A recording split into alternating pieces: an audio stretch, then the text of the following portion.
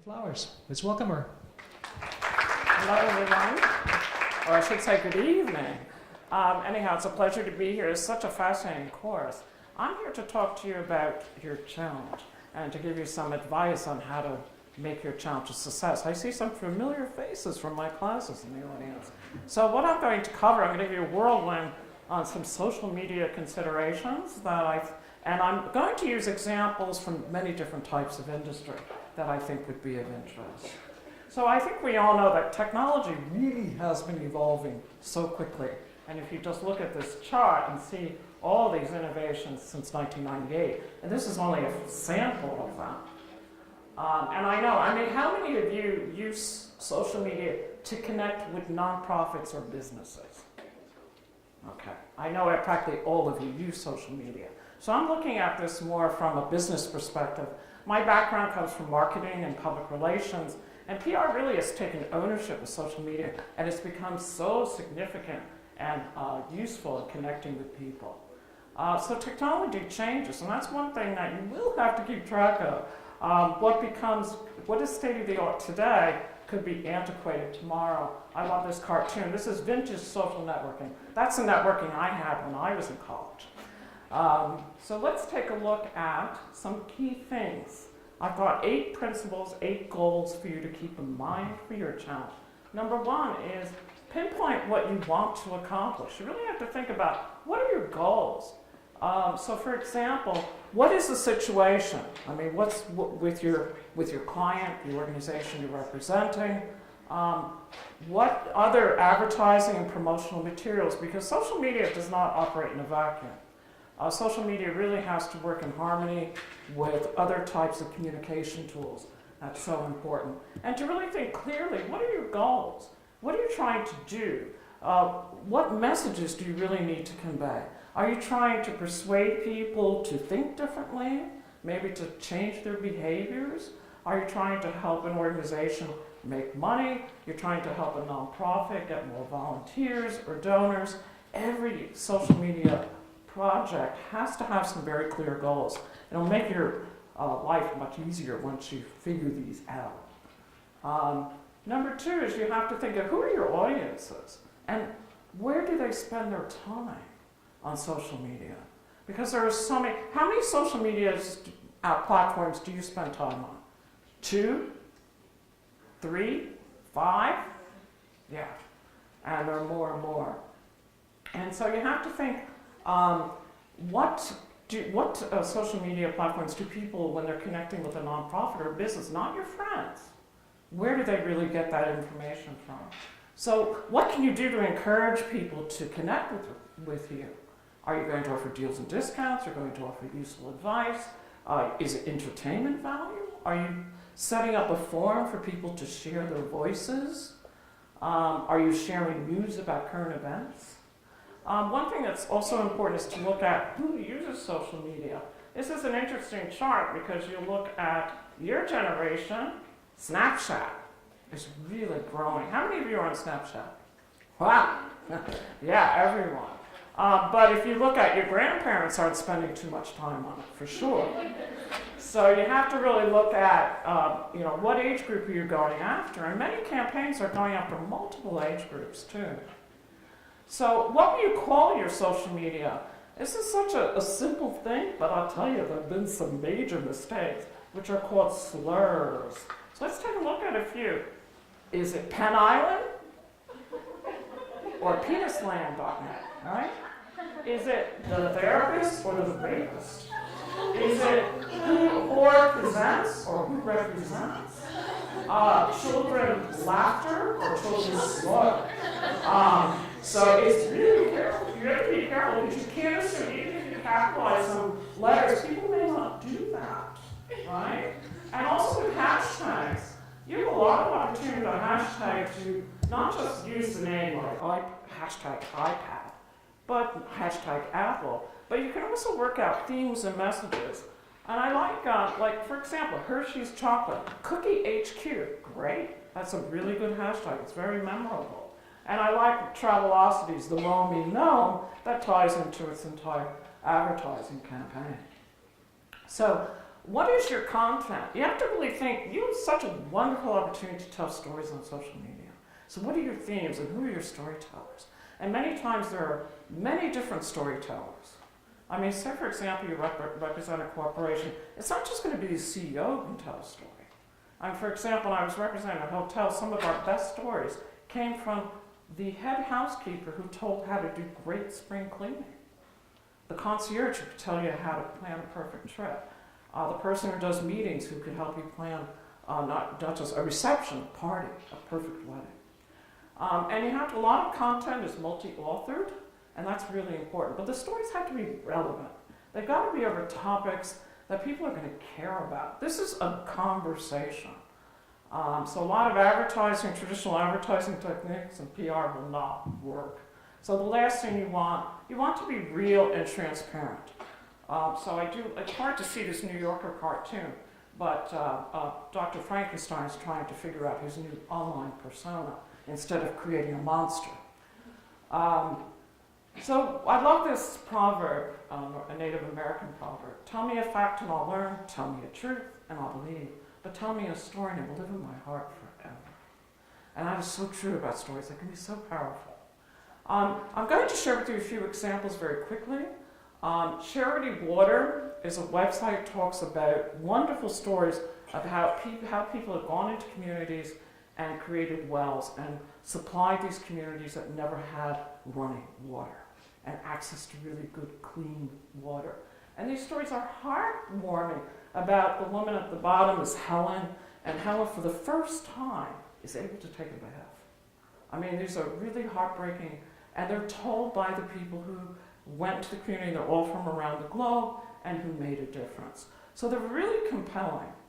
Another example I really like is Willis Resilience, which is a risk management company. Not a very interesting title necessarily, but Willis Resilience wanted to show real examples and hired a 19-year-old Yale University student who's a scientist and who has experience in Arctic exploration. And he did a trek to Antarctica, and it was documented all on social media 24/7, telling the story of his resilience. And it's just fabulous. It's really well done. It's one worth looking at.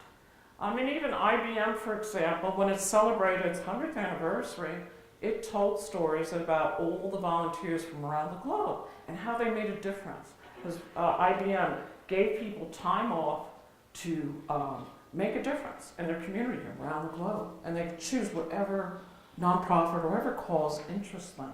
So these are wonderful stories with these 300,000 global volunteers. Be timely. Just think, there's usually a connection to why and when you're looking for content. And every season, if you think about it, brings new opportunities. Certain holidays are perennial. You can count on it. You know that people are going to be looking for fodder. And there's also a lot of competition. Sometimes you can be unusual. Like, for example, it's tough to see. Sorry about that. I don't know how many of you know. Honda has a vacuum cleaner that's in the car. And it's called, what Honda decided to do was called Vacula instead of Rome. And for Halloween, created this creature. It looks in the mirror. They put an eye on the head of the vacuum cleaner and turned it into a vampire. It's really cute. It's on Vine. You should check it out. And American Red Cross also did a lot of stuff with cartoons of vampires to try to get people interested in blood drives. Nutella, I don't know how many of you had Nutella. It's a wonderful hazelnut chocolate spread. Nutella celebrated its 50th anniversary, and what it did was it invited people to go to Facebook and tell stories about the relationship with Nutella. This actually comes from the UK and other countries, not an American campaign. But when you went onto Facebook and shared your story, you could download the label and customize it with your name, print it out. So hence the Nutella jars with a lot of people's different names. A wonderful Vine, which is just so well done, is the World No Tobacco Day, which I think is held in sometime in May. It created a series of the vines. As you know, you've got 6.5 seconds. That's all you have. And in this, there's a 6 seconds vines where it shows somebody smoking a cigarette, and in the copy says, every 6 seconds, a smoker dies of a smoking-related disease. And it's really powerful. And if you go on to, the organization that put this together is called Quit. And if you look at the vines, they have different people from different ages.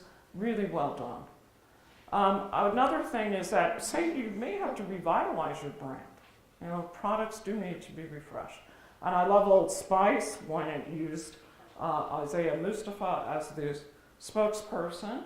But what he did, what was so well done about this campaign, not just the ads, it's the actor had invited people to tweet, to send tweets, ask him questions.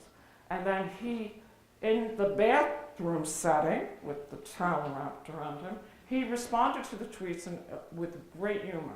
You can really waste wonderful hours on YouTube watching these.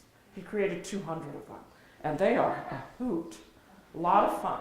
So you really need to be engaging. You really need to think, how are you going to inspire the senses? So in many cases, you can show people the possibilities of what, say, joining this nonprofit would do, of thinking differently.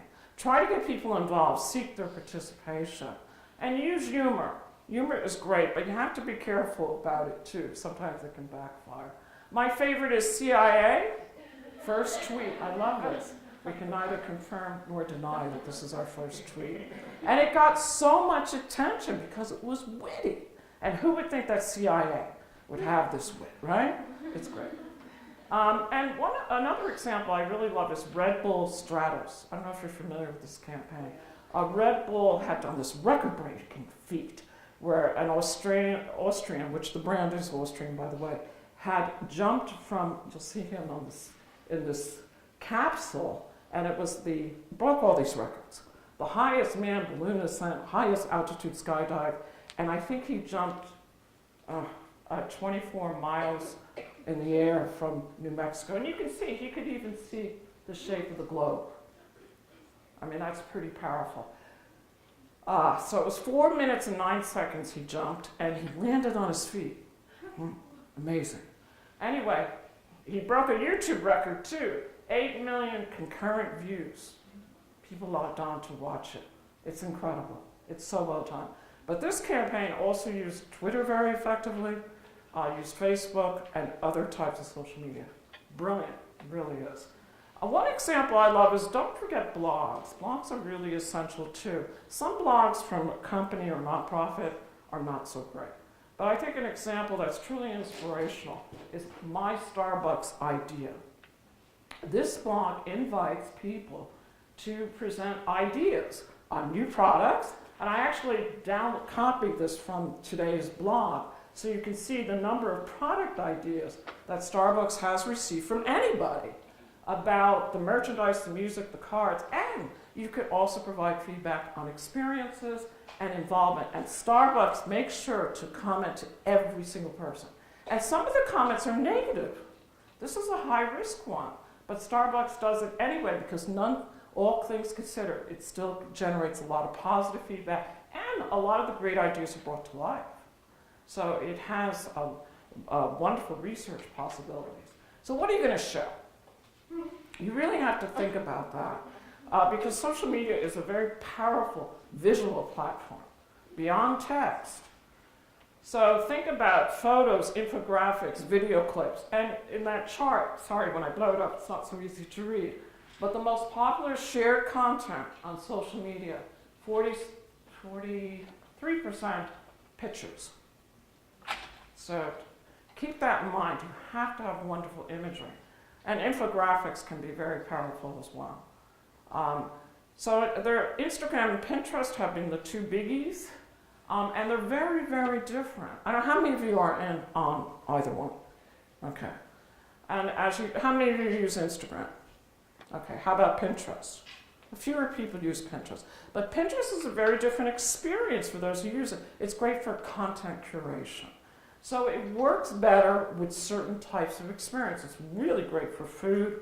It's wonderful for fashion. Do it yourself. Where Instagram is broader by far. So you have to be very mindful of that. And if you look on the upper right-hand side, you have so many different types of pins. And food and drink is the #1 category, followed by do-it-yourself. And in terms of Instagram, Ellen, the Ellen Show is the #1, followed by National Geographic and Victoria's Secret. So it's important to be mindful of what is really very popular. This is Ellen's selfie. This broke a record. This actually exceeded Obama's inauguration photo when he kissed his wife. And this is her at the Academy Awards. I think this was last year, not this year. And wow, what a selfie, huh? I mean, you can recognize who's in there. So it's not surprising that this broke records. And sometimes simple things. I mean, there's this company that creates motorcycle accessories called Bitswell, and it's gotten a lot of attention on its helmet art. So it creates, because there's a huge fan base. So understand what fans care about, and it's gotten a lot of positive exposure about this campaign. Very simple. Greenpeace is interesting too. Greenpeace did a great Facebook campaign where it created a public service announcement that is absolutely revolting. However, it got a lot of attention because it brings attention to harvesting practices in Indonesia that are destroying the habitat, as well as the habitat for orangutans and indigenous people. So that gentleman there is eating an orangutan's finger. But it's a Kit Kat. Mm-hmm. Yeah, Kit Kat wars. It's absolutely gross, but it got so much attention. And what's interesting about it, if you look on the lower right-hand side, thanks for the break, Nestle agreed to change its harvesting practices based on this campaign. It was that successful. So no matter what you think of it, I'm sharing with Bob the PowerPoint, so I do have some links here that if you'd like to find out more about these campaigns. I thought this was adorable. This is Snapchat. Snapchat, and this is unusual because this is Audi, a car company that partnered with The Onion, which is the satirical e-zine, and it created this uncompromised Super Bowl Sunday. Let's face it, not everybody watches the Super Bowl, right? Or you may be distracted, you may be with somebody who's watching the Super Bowl. So the Snapchats were really silly. The one, the dog doesn't care who wins, got a lot of attention. But it was a very successful campaign. Audi was very happy with the results. So why did Audi do Snapchat? Any thoughts? Audi's after you guys. Audi's after the millennials. And that's why it's got a lot of buzz and ad read, brand read, etc. So when will you communicate? When you're going to do a social media campaign, this is a commitment. You can't just get involved in a platform and visit it and deal with it and post content whenever you feel like it. You've got to work out a timetable that really makes sense. And it needs to be consistent. So you have to really, and you've got to keep things fresh, and you have to respond to commentary. You can't just ignore it, even if it's negative. You have to address it. And this infographic is not easy to read, but you need to be mindful of best times. There's been a lot of really good research that indicates that certain platforms get a higher response rate at a specific time. So that's something to keep in mind as well. So number 7 here is how will you determine success? And again, that's based on the goal of your campaign. And this one here, this chart, really looks at more of a product. So again, you're looking at building exposure, you're trying to influence people, you're trying to share meaningful information, you want people to engage, you want people to share content. And what is it going to convert into? I mean, you can quantify, yes, you've got this traffic, you've got that many retweets and all that, but at the end of the day, what does it do? Does it help you sell more products? Is it going to help change awareness of very important issues? So try to really think about that very, very clearly. Because in the real world, when if you're trying to sell campaigns, this is what the decision makers are really going to pay attention to, the bottom line, so to speak. And then how will you prepare for issues? Social media has many benefits, but it also is a platform for complaints. But there's a benefit to it. It can really help you identify hot buttons that you would not normally be aware of. So you have to monitor this and pay attention to what's being said. There are many services that a lot of organizations use that will do it for you and do it with very sophisticated solutions. That's an example here from Amplify. This is Chevrolet, but it shows the positive sentiment, 66%. If I'm Chevrolet, I might say, hey, I don't think that's great. I would like to know what the negative or neutral sentiment is.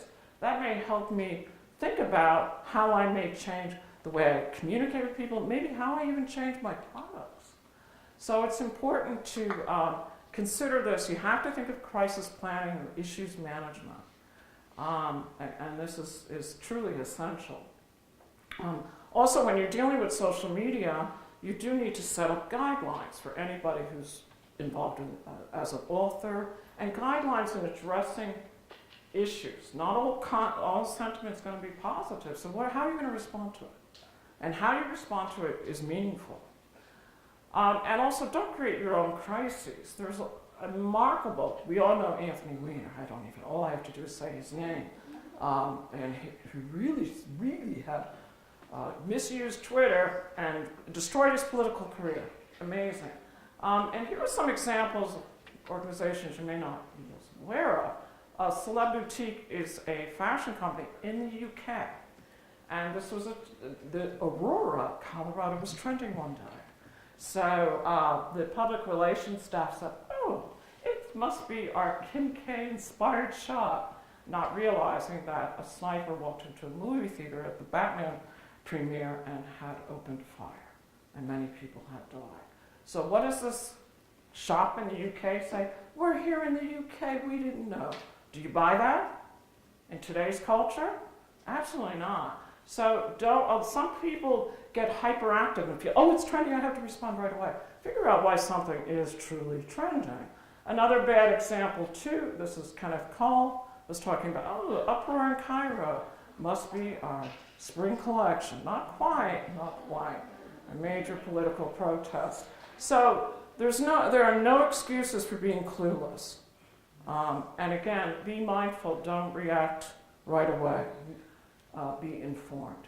I do want to share with you just a closing with a few fashion-related ones. This is interesting.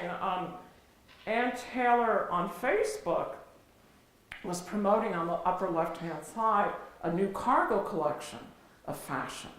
And a lot of the Facebook commentary was like, yeah, the average woman can't wear this clothing. You have to be 6 feet tall and 100 pounds. And Ann Taylor's staff said, we really need to show women that these clothes can be worn by anybody. So on the upper right-hand side are images of employees at the fashion company that decided to wear the clothes, and they're all in different shapes and sizes, and to show that, yes, it can look okay, it can look good. And it got really positive feedback from the followers on Facebook, for good reason. So this, I think, is a really savvy example of looking at sentiment and dealing with it right away. Now this is another example. This is Pretzel Crisps. Created a campaign, You Can Never Be Too Thin, following on Mrs. Simpson, who had married the former King of England, and that was her cliche. Anyhow, the image on the left, You Can Never Be Too Thin, was one of the campaigns. This is from New York City. And people have snapped it, photographed it, and shared it on different social media forums and said, this is outrageous, and also addressed eating orders and showed a lot of women, no, it's not true that you can be too thin. So it showed women who are suffering from bulimia and anorexia. And so Pretzel Crisps was following this and said, this is really serious, we have to address it. So Pretzel Crisps, that's a quote from the CEO, said, we in no way advocate unhealthy weight loss or want to promote a bad body image. We appreciate your feedback and apologize if the ad offended people. So the image on the right shows you how pretzel crisps have changed it. Taste is good as skinny feels. Better, maybe not perfect, but again, it's an example of making changes based on commentary on social media. This is another interesting example from Southwest Airlines. Kevin Smith is an indie director, and when he was traveling on Southwest Airlines, he usually buys 2 tickets, but he flew standby, and there was only 1 seat left. So when he got onto the plane, he was able to, he brought the seat extender. I don't know if you've ever seen anybody use those. Anyhow, he was kicked off the flight for being too overweight for the seat. So this is Kevin Smith, has 1.7 million followers on Twitter.